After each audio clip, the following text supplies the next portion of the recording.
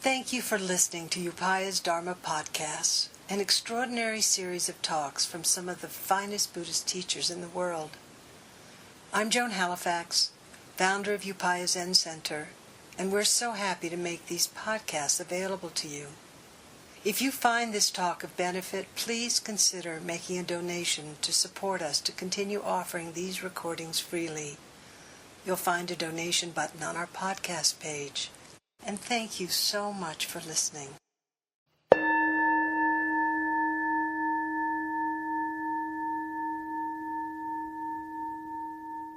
This is Dharma Podcast at dharmapodcast.org. This is show number 819. It was recorded on May 8th, 2013, and it is titled 50 Years of Zen in America. The speaker for this episode is Sean Murphy. Also, a reminder, recently Roshi Joan launched a Google Plus community on engaged Buddhism. Please visit us and join this active and growing community. You can find it by searching for Buddhism or Engaged Buddhism on Google Plus Communities page.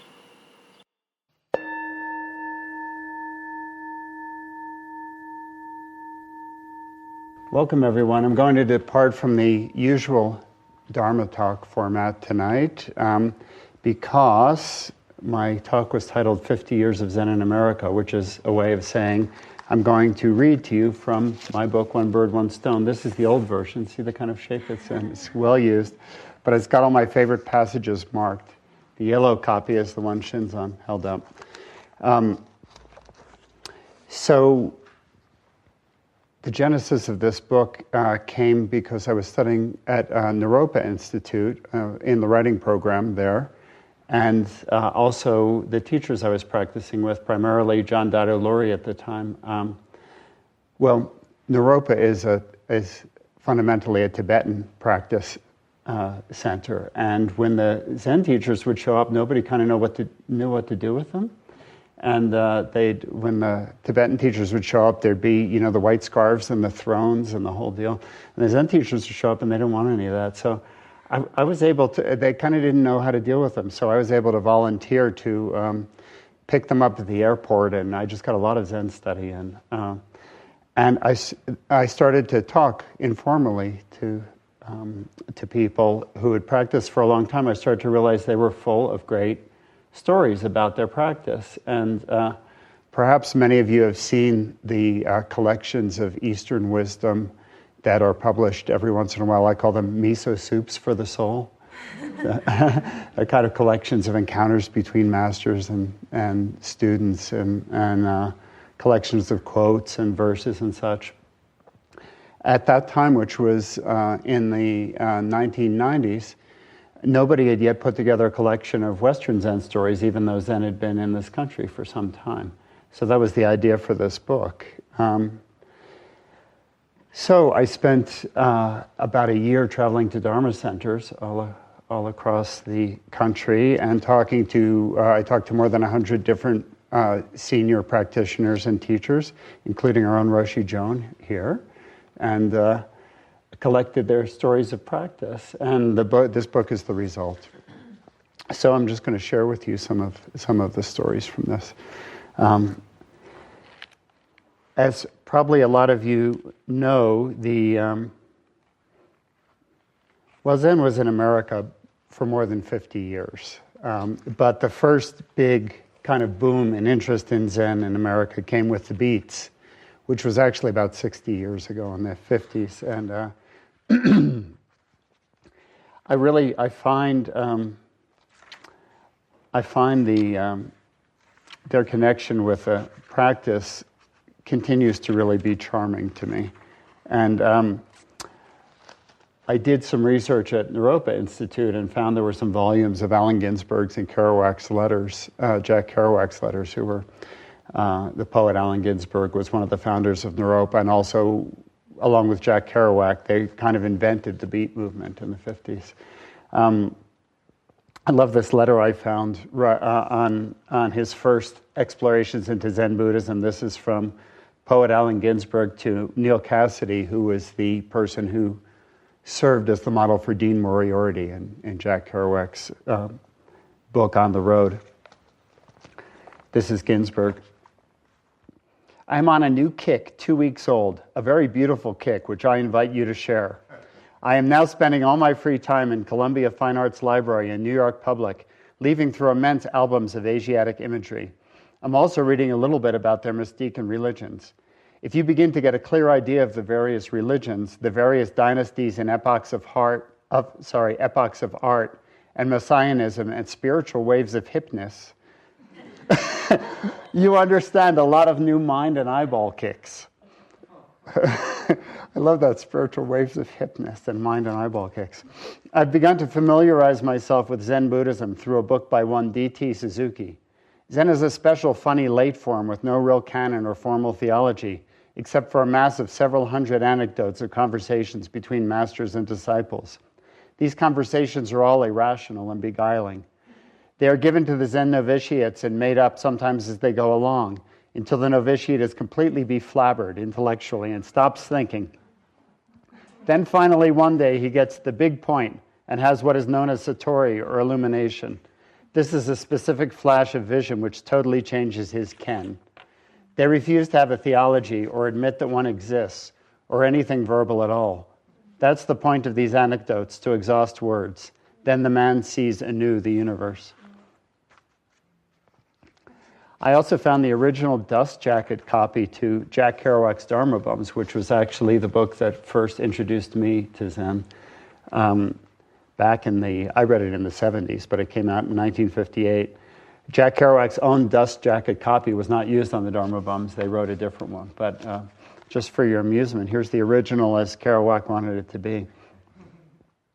The Dharma Bums is a surprising story of two young Americans who make a good-hearted effort to know the truth with full backpacks on their backs, rucksack wanderers of the West Coast, hiking and climbing mountains to go and meditate and pray and cook their simple foods, and down below living in shacks and sleeping outdoors under the California stars. Although deeply religious, they are also spirited human beings, making love to women, relishing poetry, wine, good food, joyful campfires, nature, travel, and friendship. The hero is young Jaffe Ryder, poet, mountaineer, logger, Oriental scholar, and dedicated Zen Buddhist. This was based on Gary Snyder, the poet, who teaches his freight-hopping friend Ray Smith, who is Kerouac, the way of the Dharma Bums, and leads him up the mountain where the common errors of this world are left far below, and a new sense of pure material kinship is established with earth and sky. Yet this is the ancient way of all the wild prophets of the past, whether St. John the Baptist in the West or the holy old Zen lunatic Han-Shan in the East. Jaffe and Ray adventure in the mountains and the trails, and then they come swinging down to the city of San Francisco to teach what they have learned, but the city will not listen. Yab-yum orgies, suicide, jazz, wild parties, hitchhiking, love affairs, fury, and ignorance result, but the truth bums always return to the solitude and peaceful lesson of the wilderness. In this new novel, Jack Kerouac departs from the hipster movement of the Beat Generation and leads his readers towards a conception of continual conscious compassion and a peaceful understanding truce with the paradox of existence. The Dharma itself can never be seen, but is felt in this book. It is the strangest of tales, yet an honest, vigorous account of depicting an exciting new way of life in the midst of modern despair. Read slowly and see.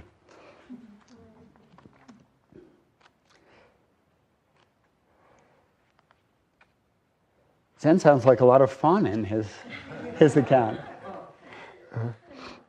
So around the same time as the Beats were getting interested in Zen, some of the first Americans were going over to Japan to practice, to try and find monasteries that would accept Americans, and learn Zen and learn to practice Zen. And during this period, they had many of the Americans who went over had a philosophical understanding, a scholarly understanding, but had rarely practiced, not very much, if at all.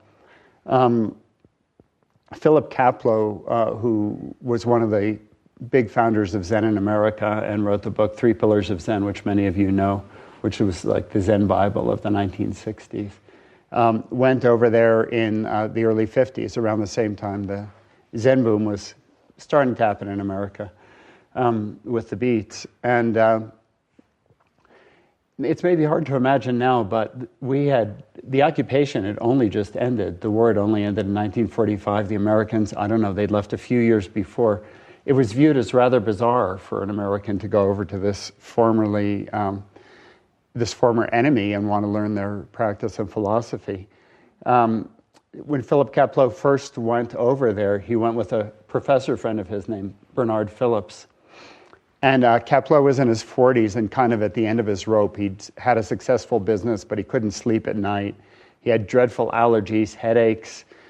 He just had this sense of alienation and loneliness. He was just desperate for something. So he and his friend Bernard Phillips went over to Japan to try and find a teacher who knew English and who would teach Americans. And after some searching, they found a teacher named Soen Nakagawa, who some of you may have heard of, who later came over here to. He was the first teacher of my own teacher, first teacher, John Dado Lurie, and was also an early teacher of Peter Matheson. And many of you have probably seen Peter Matheson's books on Zen, as well as many other subjects.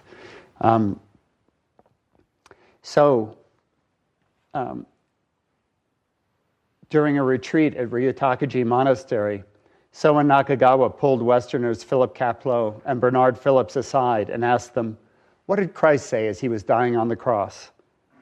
"He said," replied Kapleau, "My God, why hast thou forsaken me?" "No," said Soen Roshi. And then he turned to Phillips. "What did Christ say when he was dying on the cross?" "Well, isn't that right?" answered Phillips. "Didn't he say, 'My God, why hast thou forsaken me?'" "No," said Soen Nakagawa. "Well then," asked the baffled Westerners, "what did he say?" Soen Roshi spread his arms to the sky and cried in agony, "My God, why hast thou forsaken me?"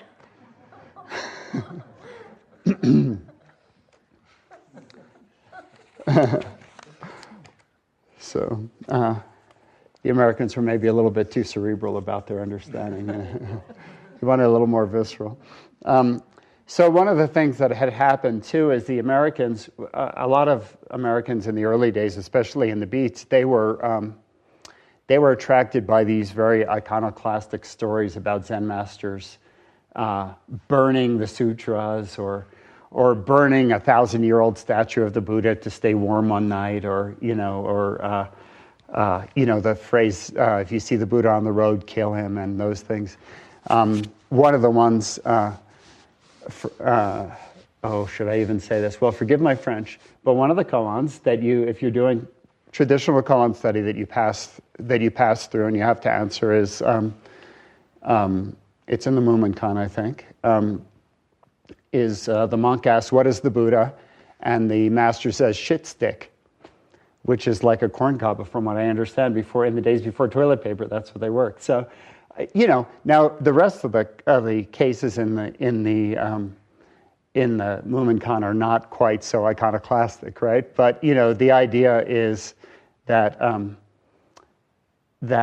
you have to understand that there's nothing that's not sacred, and also that the Buddha isn't something other than you, and isn't some distant ideal, but is a living, breathing person who in fact uses the toilet. So that's part of Zen sacred literature, is that koan, right? So the beats love this stuff. It's like, oh, good. None of the sanctimonious stuff, we don't have to be disciplined or respectful. They read all sorts of stuff into this. And they were very surprised to get to Japan to find things that looked like services, and to find monks bowing, and to find people offering incense and paying honor to altars and things like this. So this is, again, Philip Kapleau and Professor Bernard Phillips. They're kind of like an early Laurel and Hardy of Zen, when they go over there, because they're always kind of getting it wrong at first. The morning after Philip Kapleau and Professor Phillips arrived at Ryutakaji Monastery, they were given a tour of the place by Abbot Soen Nakagawa. Both Americans had been heavily influenced by tales of ancient Chinese masters who destroyed sacred texts and even images of the Buddha in order to free themselves from attachment to anything. They were thus surprised and disturbed to find themselves being led into a ceremonial hall, where the Roshi invited them to pay respects to a statue of the temple's founder, Hakuin Zenji, by bowing and offering incense. On seeing Soen Nakagawa bow before the image, Phillips couldn't contain himself and burst out, "The old Chinese masters burned or spit on Buddha statues. Why do you bow before them?" "You spit," replied the Roshi, "I bow."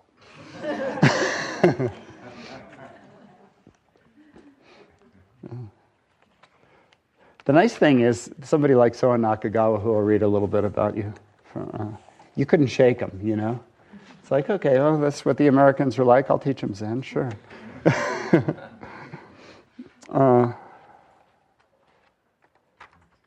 lot of you probably, I'll read a little bit about Soen Nakagawa in a minute or two, but first we have to deal with D.T. Suzuki. Many people who were introduced to Zen in the 50s and 60s probably read books by D.T. Suzuki and or by Alan Watts, who basically took a lot of his philosophy more or less directly from D.T. Suzuki's writings.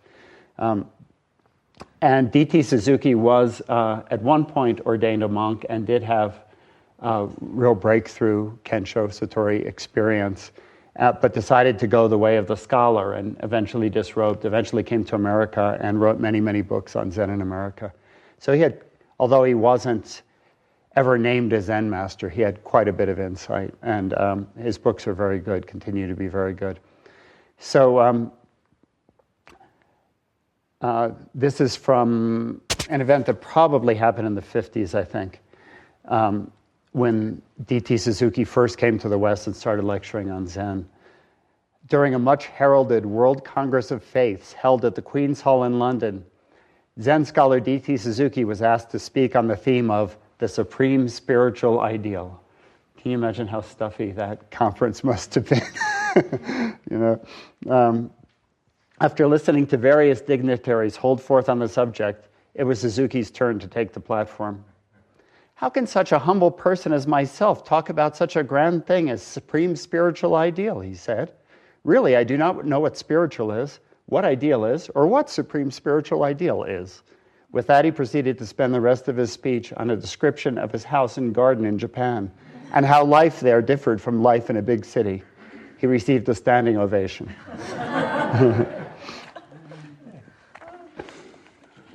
So Soen Nakagawa, who we've already met, see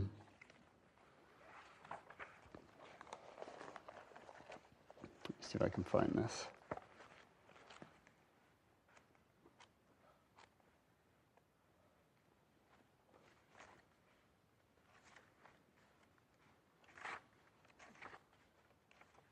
Here we go. Okay. So Soen Nakagawa is a real prankster, Zen master in the kind of old school of eccentrics, and it's, well, you know, these people make good stories. So anyway, this is a little bit about Soen Nakagawa. From the 1960s through the early 80s, Soen Nakagawa began to come regularly to the States to lead Zen meditation retreats. Soen Roshi, as his American students called him, was famed for his unconventional teaching methods, which were eccentric even by Zen standards.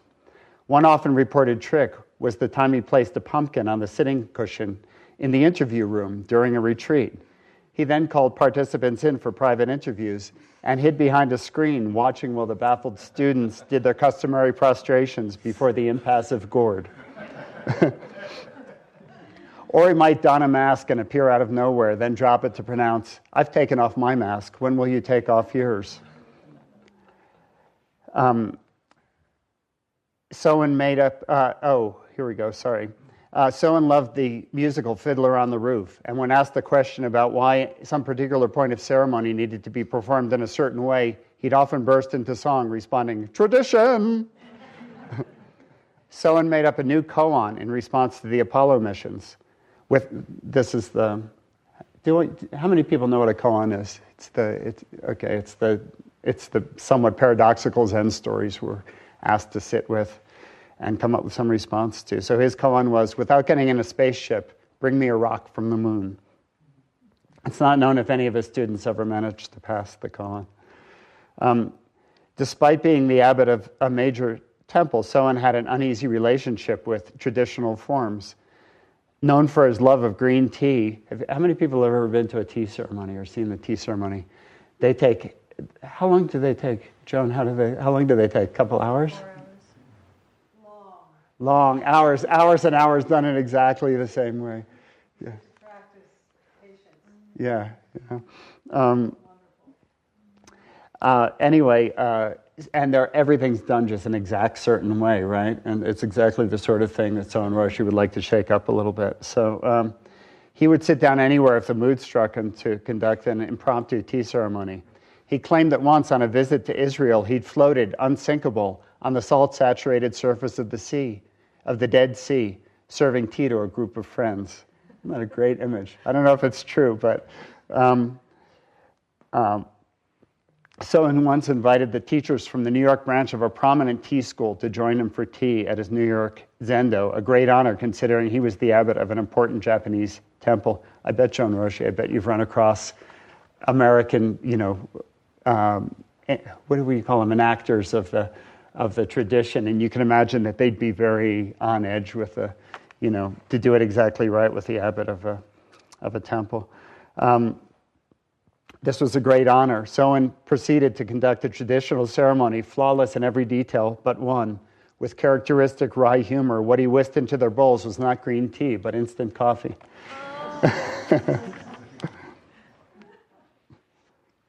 This is a slightly long story about a visit that Soen Roshi made to a couple of his students, Harvey and Patricia Konigsberg, who were martial arts practitioners and artists in New York. Used to go to his retreats in New York.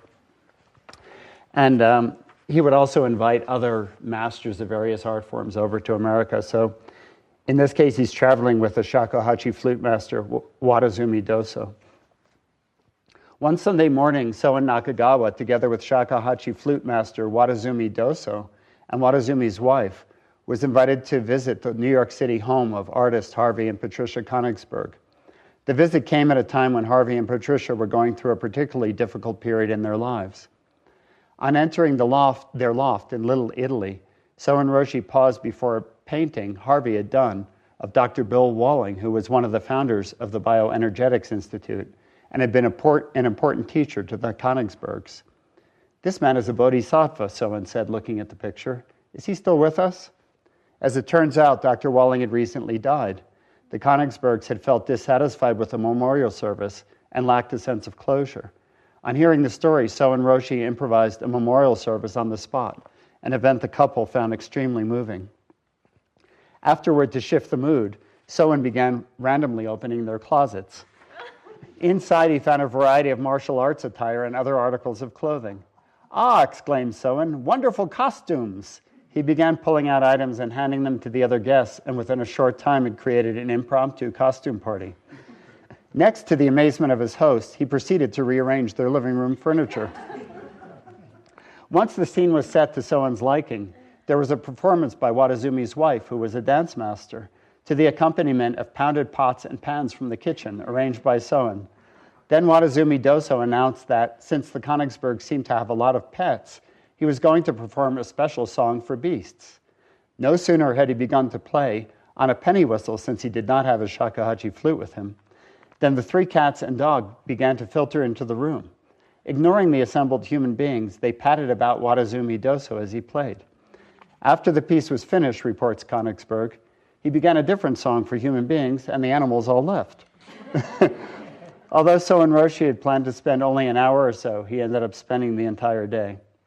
The whole experience, remembers the Konigsbergs, was like a bombardment of light. And what about the furniture? The change lifted the feeling of the place entirely, Konigsberg says. We never put it back.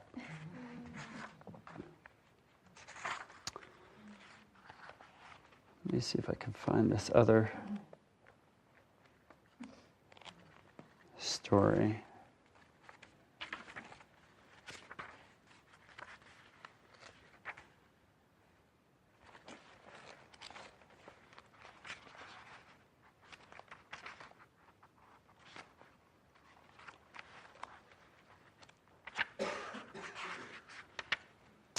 This is the stories I collected are intercut with my own. One of the things I found is I had this neat little idea that I would go sit down with people and they would just spill their stories. And a variety of things happened. Occasionally that, not usually.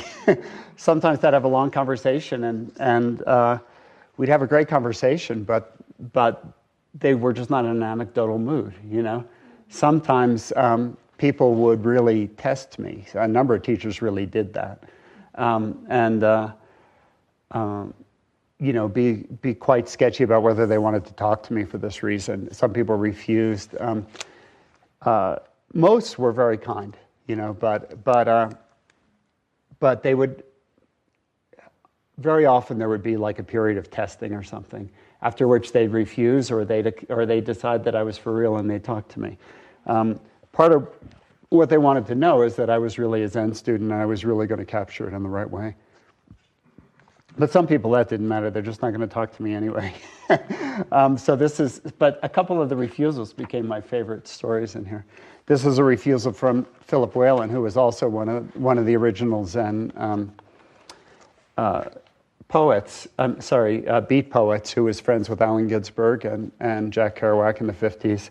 He later became a Zen teacher in his own right. He later became very serious about the practice and ended up being the abbot of the Hartford Street Zen Center, which he was at the time that I went to, that figures in this story. So it happened that I was visiting the San Francisco Zen Center just in time to attend the memorial service at Hartford Street Zen Center commemorating the 10th anniversary of the death of Isan Dorsey, a pioneering Zen teacher who, together with a handful of students, founded the Hartford Street Zen Center's Maitri Hospice at a time when AIDS hysteria was at such a peak that hospital staff sometimes refused to touch patients for fear of infection. For most of the decade following Dorsey's death, Philip Whalen had been Hartford Street's abbot. I've been trying to contact him without success since I'd arrived in the Bay Area, and this seemed likely to be my final chance. On the afternoon of the service, I drove over the Golden Gate Bridge into the city from the apartment where I was staying in Mill Valley. I was running late and barreled down to Visadero Street in my rented Geo Metro into the crowded Castro district to find, on that busy Saturday afternoon, not a single parking space left within a 10-block radius of the Zen Center, not even an illegal one. I cruised helplessly past the Hartford Street Zendo, watching through the front window as visitors milled about inside. The 3 o'clock starting hour approached and then passed. At last, I managed to squeeze my Geo into a spot that miraculously opened in front of a Chinese laundry. Could this be karma? And sprinted up tiny 1-block-long Hartford Street to the center. I found the front room empty, the door locked. I could hear drums and bells coming from somewhere, perhaps the basement Zendo or back garden, inaccessible behind the row houses. You know how in San Francisco the houses run one into the next, so even though you can tell something's going on in the backyard, you can't get there. After jiggling the knob a few times in the hope that it might change its mind, and eyeing the doorbell, which in view of the fact that the ceremony had clearly already begun, I didn't feel confident enough to use, I gave up. I was halfway down the front walk when something made me turn back. I mounted the steps again, put my face to the glass of the door at exactly the right moment to glimpse a procession of dark-robed figures descending the stairs, carrying bells and drums and incense burners. The leader, a man wielding a ceremonial fly whisk, who had, uncharacteristically for a Zen priest, a beard and long brown hair spilling down past his shoulders, paused before the door long enough to open it for me. "You're just in time," he announced, and in a perfect moment of Zen spontaneity, he plucked a vase of flowers from the mantelpiece and handed it to me. With that, I was a member of the procession, which then wound its way through the front part of the house, into the kitchen, and down the back stairs to the garden, which was filled with visitors who had come to honor the memory of Isan Dorsey. The priest with the fly whisk, I would later discover, was Steve Allen, Isan Dorsey's only Dharma heir. Remarkably, I would also find out that he and his wife, Angelique, at that time currently lived in northern New Mexico, no more than a half-hour's drive from my home. They now have a Zen center in Crestone. They're still good friends of mine. But that's how I met them. I won't go through the details of what followed, the offering of incense, the prostrations of memorial poems, and my own stumbling foray to the altar to offer up the vase of flowers, which I'd clutched through the beginning of the ceremony, shifting my weight from one foot to the other while wondering what it was I was supposed to do with it. However, several of the anecdotes I heard about Isan Dorsey that day, from the storytelling session that followed in the meditation hall, have made their way into later portions of this book. At the reception that followed, I finally got the chance to talk to Philip Whalen, who I'd noticed earlier as an elderly priest with a shaved head, who was clearly having trouble with his vision and was being assisted by an attendant. "Mr. Whalen," I said, pulling up a chair alongside him, as his eyes turned in a rather heart-wrenching attempt to focus on me. "I'm the writer who called you last week, wondering if I might interview you for the book I'm researching." "Ah, yes," said Whalen, "I haven't called you back." He sighed an old man's raspy sigh. "I've done so many interviews, you know," he said, reaching moodily for a mushroom hors d'oeuvre. I find them terribly irritating. With that, my interview was over.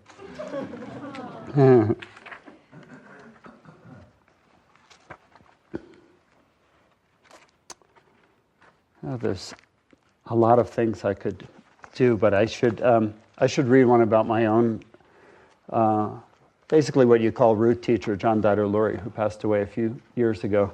But I studied with him for many, many years and heard many stories about his own practice.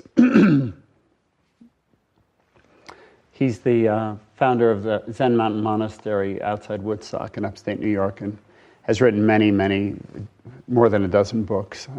His last name is Lurie, Loori. And if you look him up on the web, you'll also see that he's a well-known art photographer. But during this story, he was a monk at the Los Angeles Zen Center with Maizumi Roshi. When John Dido Lurie was a monk at the Los Angeles Zen Center, he remarked one day to Maizumi Roshi, "I have resolved the question of life and death." "Are you sure?" Maizumi asked. "Yes," replied Lurie. "Are you really sure?" "Absolutely," Lurie answered. With that, Maizumi threw himself violently upon Lurie and began to strangle him. Gasping for breath, Lurie struggled to escape, tried to push him off, but to no avail. Finally, he swung back his fist and struck his teacher, knocking him aside. Maizumi rose to his feet and brushed him off. "Resolved the question of life and death, huh?" He laughed and walked off. Later, Lurie, still bearing the marks of his teacher's fingers upon his throat, passed another senior monk, Genpo-sensei. On seeing the bruises, Genpo did a double take. "Oh no, you didn't tell Roshi you'd resolved the question of life and death, did you?"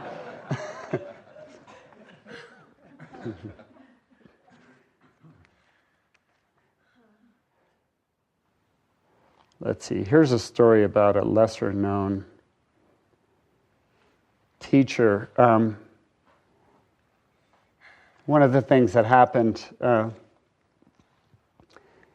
in the 60s was some Chinese monks managed to make their way out of China, where a lot of repression, as we probably all know, was happening against Buddhist monasteries. And a few of them managed to make it to Hong Kong and eventually to the United States. And one of these was a Zen monk known as Dei Chun, who moved to rural Tennessee. You can imagine him showing up with his robes and shaved head, a Chinese guy in rural Tennessee in the 1960s. The Chinese Zen monk Dei Chun lived in rural Tennessee in the 1960s and 70s, where he attracted a small but devoted group of students associated with a nearby university. When Dei Chun first came to Tennessee, there was a huge dead oak in the yard beside his cabin. One day, one of his neighbors happened by and said, "You better cut that tree down, or one of these days it's going to fall on your roof." "Oh, thank you," said Dei Chun. The next time he went into town, he bought a hatchet at a thrift store. He promptly set to work on the tree's enormous trunk, chopping away for some time every morning and showing no signs of discouragement at his minimal progress.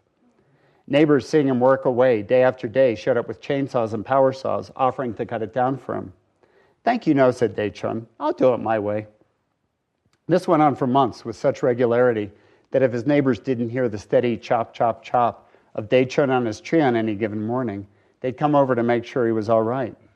It became a phenomenon, a cause for conversation, and before too long, this strange old Chinese fellow who'd moved in from out of nowhere had become a member of the neighborhood. On the day the tree finally fell with a crash that shook all the houses on the street, one of Dei-chun's friends asked him, "So what will you do now?" "Make firewood," answered Dei-chun.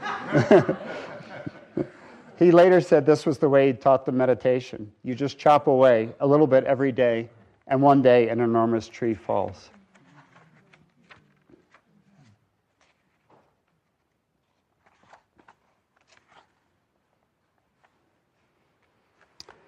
Let's see what else I want to share.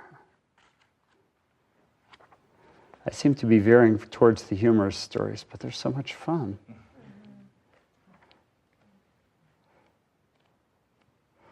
I was fortunate enough, they're too long for me to read, but I was fortunate enough to be able to interview Philip Kapleau, Roshi, just a couple years before he died. And at a point where he was not receiving visitors or doing interviews. He had quite advanced Parkinson's, and the story of that encounter is in here. It's too long to read even in excerpts, but just so you know. And then also Walter Noack, who was he might have been almost the first American to have gone over to Japan to study, and later started a Zen center in Maine. And have any of you ever seen the Zen books by, they were in the 60s and 70s by a man named John Willem van de Wettering? Yes, The Empty Mirror and A Glimpse of Nothingness, the names of the books. Anyway, there's a American teacher in there who's not named by name, but that's Walter Noack. So I was able to interview him too, and he's very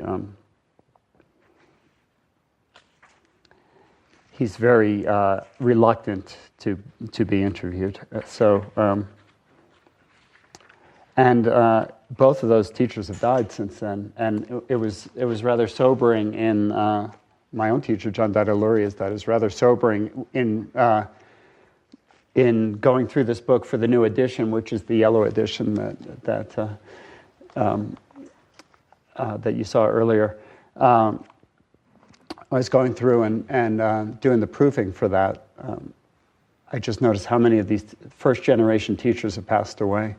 So it was 10 years since this first edition of the book, and the new edition has come out. So I felt very fortunate to have caught them before, what was still possible.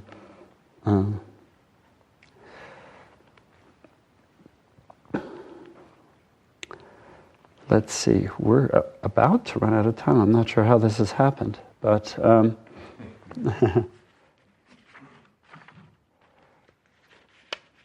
there's a couple of good ones about kids, which were reported to me by longtime practitioners, and sometimes the kids are more insightful than the people who've been practicing, and there are parents who've been practicing for some time, because they kind of come in that way. During a retreat with Thich Nhat Hanh, one participant told the story of how his 3-year-old son had begged his parents to be left alone with his newborn brother. The adults overheard from the next room as the child asked the infant, "Quick, tell me where you came from and tell me about God. I'm beginning to forget."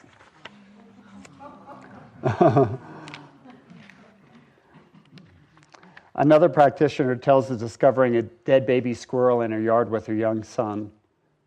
Quote, "Feeling sad, we watched our breathing for a moment. I was on my way out, but my son told me that he would bury the squirrel. When I returned home, I saw a stick with a piece of paper attached to it, propped next to one of our rose bushes.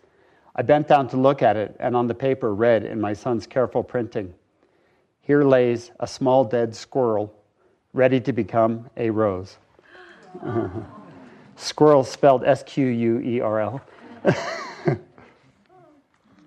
This one I really like. A longtime Zen practitioner was about to set off on a car trip with his 5-year-old son to a lake in upstate New York.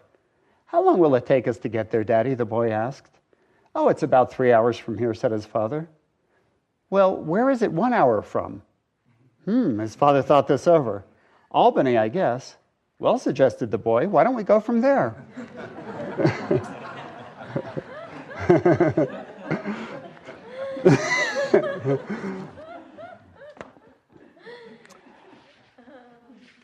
So I just want to quickly mention one thing in the last remaining minute, which is that with the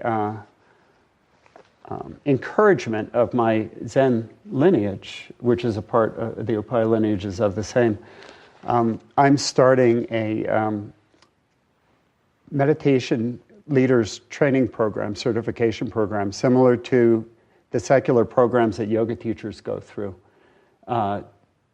As we know, if you're in Des Moines and you want to take a yoga class, you can go to your local gym and probably find a yoga class, and it probably won't seem too weird to you, right? The same thing hasn't quite happened with meditation in this country yet. And there's a real shortage of people who can teach even basic meditation skills. We're not talking about Zen, teaching Zen. We're talking about teaching meditation in the same way a basic yoga teacher teaches yoga.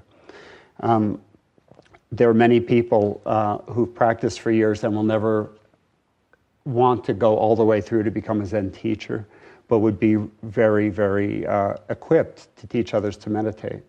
And so I have some information on the table in the back, along with some copies of the new edition of this book, if anybody would like to get one. But if anyone's interested in the program, there's some handouts in the back, so please check it out. Thank you, Sean. Thank you.